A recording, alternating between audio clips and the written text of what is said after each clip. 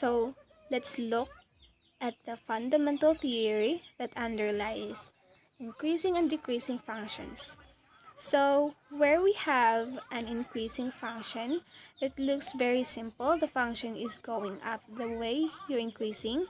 As you increase x, y is also increasing.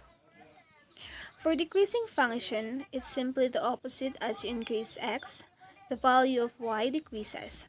So you can see the function is going down the way, or we can actually state a criteria mathematically. That shows you whether your function is increasing or decreasing, and the rule is that if the derivative f dash of x is greater than 0, so positive number, you have an increasing function, whereas if f dash of x is less than 0, that means that you have a decreasing function. And if a question asks you to how a function is always increasing or always decreasing, you have to attach another criteria to this, which is these rules have to apply for all values of x. You may have a function that is increasing and then decreasing and then say increasing again. In that case, you would have between certain values you should have f dash of x is greater than 0, so it's increasing, and for other values you would have f dash of x is less than 0, so that function wouldn't always be increasing or decreasing. But you can actually find out its behavior between each point by applying these rules. And so these rules work for any problem and are universal for increasing and decreasing functions. So let's look at two work examples. So for our first work example, we're going to look at a simple increasing function. And so the question asks, show that this f of x is an increasing function. So what we need to do is prove that for every single value of x, the function is increasing.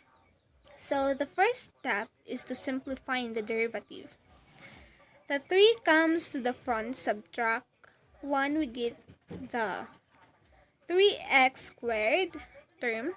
Then this 3 is multiplied by the 2, that gives us the minus 6x, and then we drop the x, we're leaving plus 15, and the derivative of this is 0.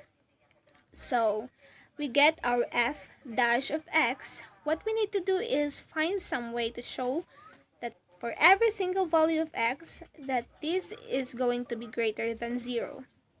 There's also one technique you can use is to complete the square.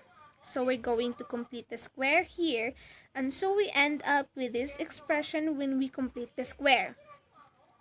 You will notice there's a factor of 3 that can come out of this, and then when you do that, you're going to end up 2, which you have, and then that goes in there, and then you want to make sure that plus 15 comes out.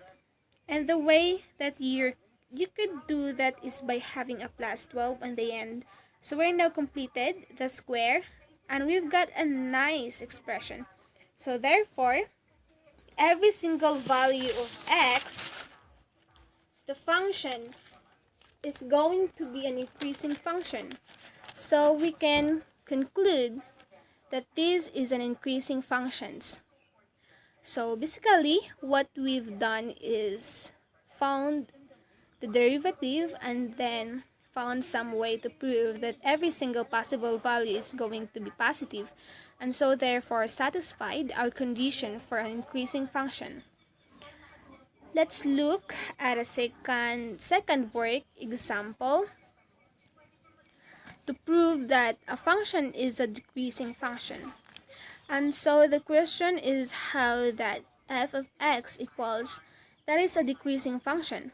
So we've got something a little bit more complicated. As always, the k is to start by finding the derivative, and of course the derivative of e to the x is e to the x, so e to the minus x, we end up with a minus and then we get that expression.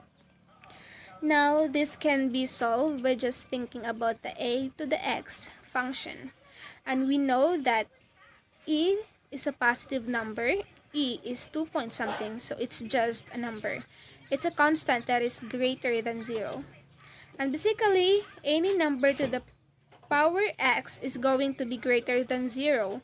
You can try that with lots of negative numbers. Every single values of x possible will give a value that's greater than 0. And e to the minus x, any number to a minus power is still positive. It's still going to be greater than 0. That's just a basic property of powers. And so we can say that the minus e to the minus x is going to be less than 0 because this e to the power of minus x from this statement, this is always going to come out positive. But then we multiply that by a negative number, it's going to make it negative. And so this function is going to end up always being a decreasing function because f dash of x is always going to be less than 0 for these reasons here. So there is 2 examples of how you can prove that a function is an increasing or decreasing function for all values of x.